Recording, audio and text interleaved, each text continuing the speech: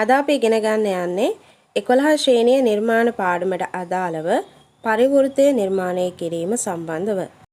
ඉස්සෙල්ලාම අපි බලමු පරිවෘත්තයක් කියන්නේ මොකක්ද කියලා. පරිවෘත්තයක් කියලා කියන්නේ ඕනෑම ත්‍රිකෝණයක ශීර්ෂ 3 හරහාම යන වෘත්තයක්.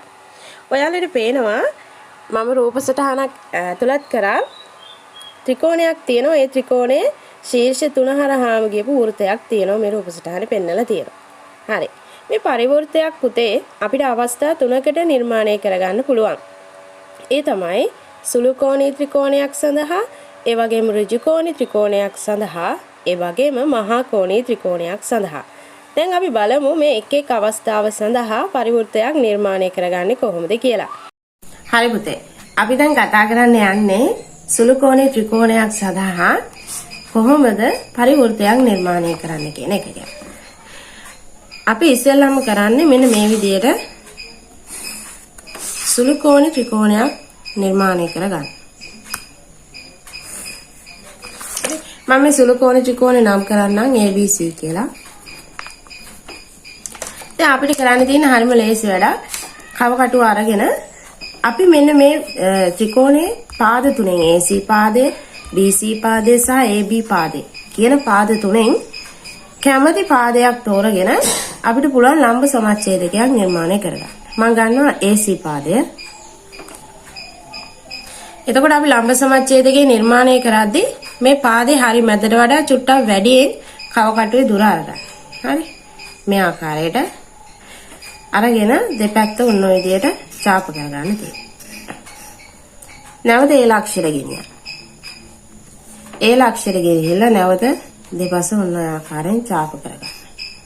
දැන් අපි කරන්නේ මේ ඡාප වල ඡේදන ලක්ෂ යා කරන්නේ.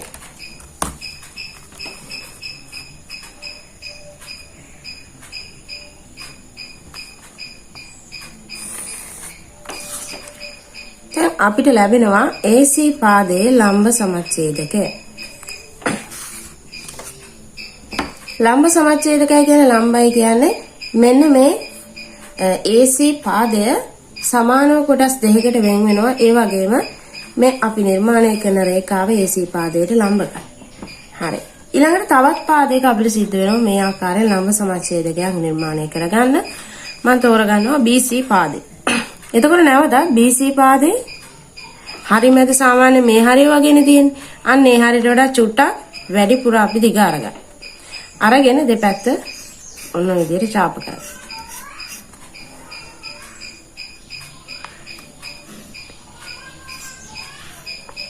හරි.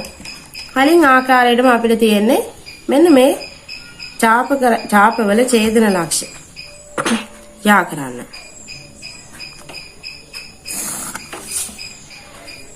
හරි. එතකොට මේ තියෙන්නේ BC පාදයේ ලම්බ සමච්ඡේදය. ඔබට පේනවා මම මෙතන සමාන ඉරි කෑලි දෙකක් ගැහුවා. මෙතන එක ඉරි කෑල්ලක් ගැහුවා. හේතුව තමයි මේ රේඛාවෙන් මේ BC පාදයේ සමාන කොටස් දෙකකට වෙන් වෙනවා. හැබැයි මේ රේඛාව වෙන මේ කොටස දිගයි මේ කොටස දිගයි සමාන නැහැ. ඒ නිසා තමයි අපි මේ කොටස් දෙකට ඉරි කෑලි දෙකකුත් මේ කොටස් දෙකට තනි ඉර ගානක් දැම්මේ. දැන් අපිට කරන්න තියෙන්නේ පරිවෘත්ත නිර්මාණය කරන්න හරිම ලේසි වැඩක්. මෙන්න මේ ලම්බ සමච්ඡේදවල ඡේදන ලක්ෂ මම O කියලා ගන්නම්. මේ O කියලා කියන්නේ පුතේ පරිකේන්ද්‍රය. ලම්බ සමච්ඡේදකවල මේ ඡේදන ලක්ෂය අපි හඳුන්වන්නේ O. එයාට අපි කියනවා පරිකේන්ද්‍රය කියලා. පරිකේන්ද්‍රය. හරි. මෙන්න මේ පරිකේන්ද්‍රය මෙයා අපි කේන්ද්‍රය කියලා අරගෙන මේ ත්‍රිකෝණයේ ශීර්ෂ 3 හරහා යන වෘත්තය නිර්මාණය කරන්නයි දැන් යන්නේ. අපි කරන්නේ මෙන්න මේ O ලක්ෂයෙන් කව කටුවේ තුඩ තියලා මේ ත්‍රිකෝණ තුනේ ඔයා මේ ත්‍රිකෝණයේ කැමති ශීර්ෂ 3කින් පැන්සල තියන්න. හරි? එතකොට මම තෝරගන්නවා මම A කියන ශීර්ෂය. ඒ ශීර්ෂයේ තෝරගෙන මම වෘත්තය නිර්මාණය කරනවා.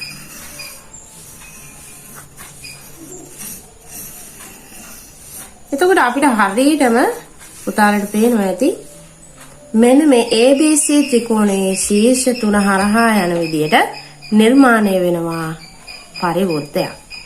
හරි. මෙන්න මේ ආකාරයට තමයි අපි සුළු කෝණී ත්‍රිකෝණයක් සඳහා පරිවෘත්තයක් නිර්මාණය කරගන්නේ. දැන් අපි කතා කරන්න යන්නේ ඍජු කෝණී ත්‍රිකෝණයකට කොහොමද පරිවෘත්තයක් නිර්මාණය කරගන්නේ කියලා. ඉස්සෙල්ලම අපිට සිද්ධ වෙනවා පුතේ ඍජු කෝණී ත්‍රිකෝණයක් නිර්මාණය කරගන්න.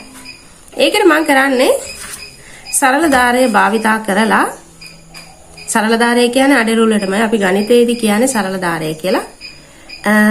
ඍජු කෝණී ත්‍රිකෝණයක් නිර්මාණය කරගන්න ඕන. මම රේඛාවක් ගන්නවා.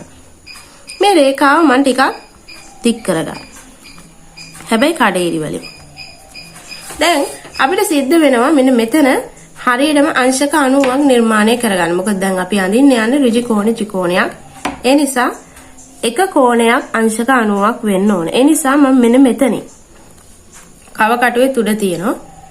තියලා අංශක 90ක් දැන් මම නිර්මාණය කරගන්නයි යන්නේ. එතෙන්දී අපි කරන්නේ මොකද්ද?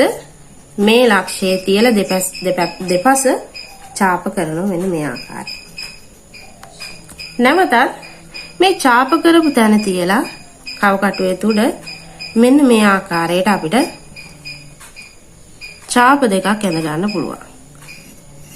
දැන් මේ ඡාප දෙකේ ඡේදන ලක්ෂය සහ අපි කලින් කව කටුවේ තුඩ තියපු තැන යා කරන්න.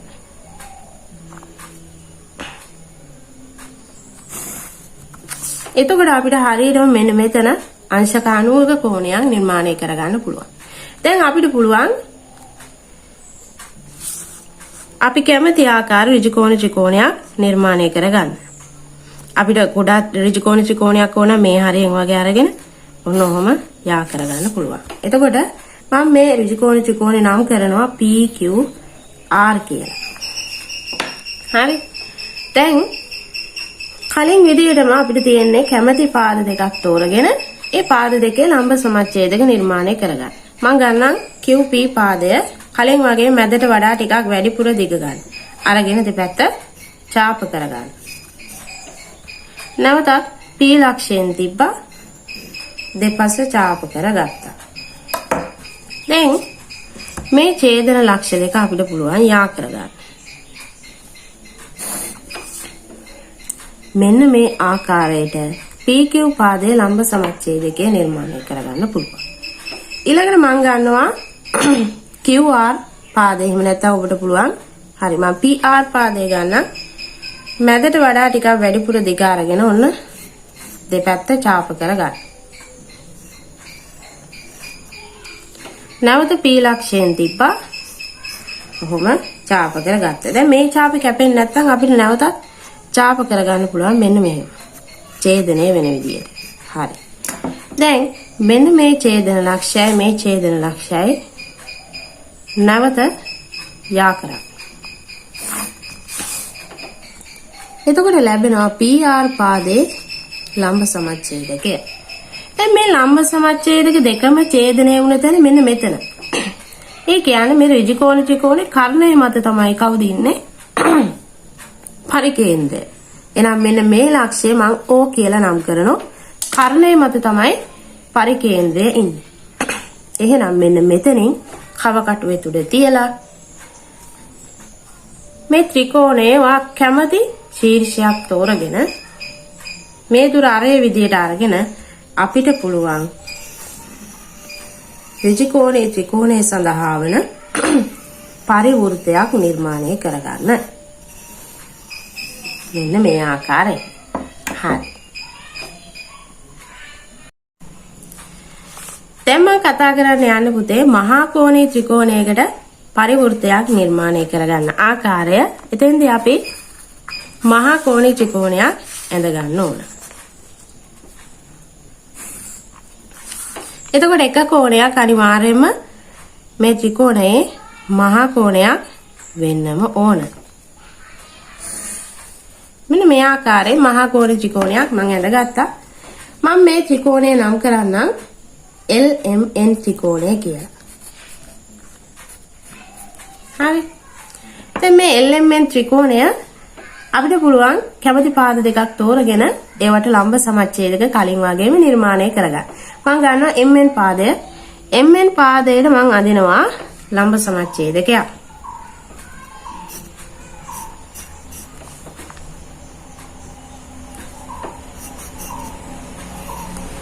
දැන් කලින් වගේම ඡේදන ලක්ෂය කරමු. මෙන්න MN පාදයේ ලම්බ සමච්ඡේදකය. ඊළඟට මම ගන්නවා LM පාදය.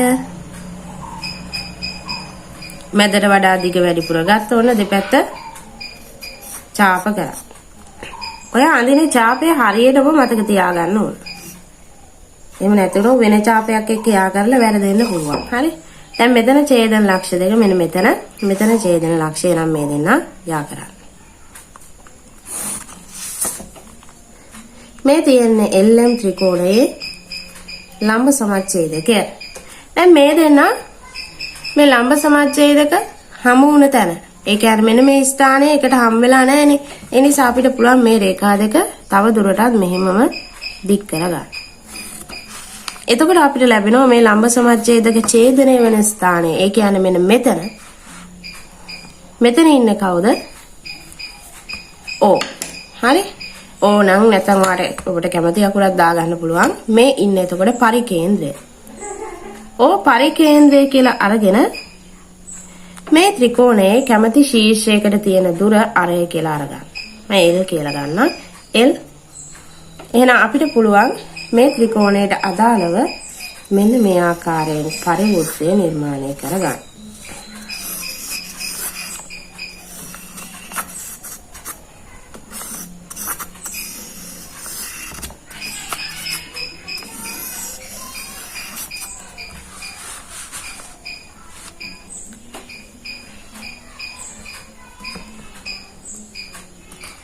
හරි. දැන් පුතේ ඔබට පේනවා මේ වෘත්තය මොන ආකාරයෙන් තමයි අපිට ආවේ. ඒ කියන්නේ හරියටම ත්‍රිකෝණේ ශීර්ෂ 3 හරහා ගමන් කරලා තියෙනවා. මේ තියෙන්නේ එතකොට LMN ත්‍රිකෝණය සඳහා වූ පරිවෘත්තය. එහෙනම් පුතේ මම අදට පාඩම මෙතනින් අවසන් කරනවා.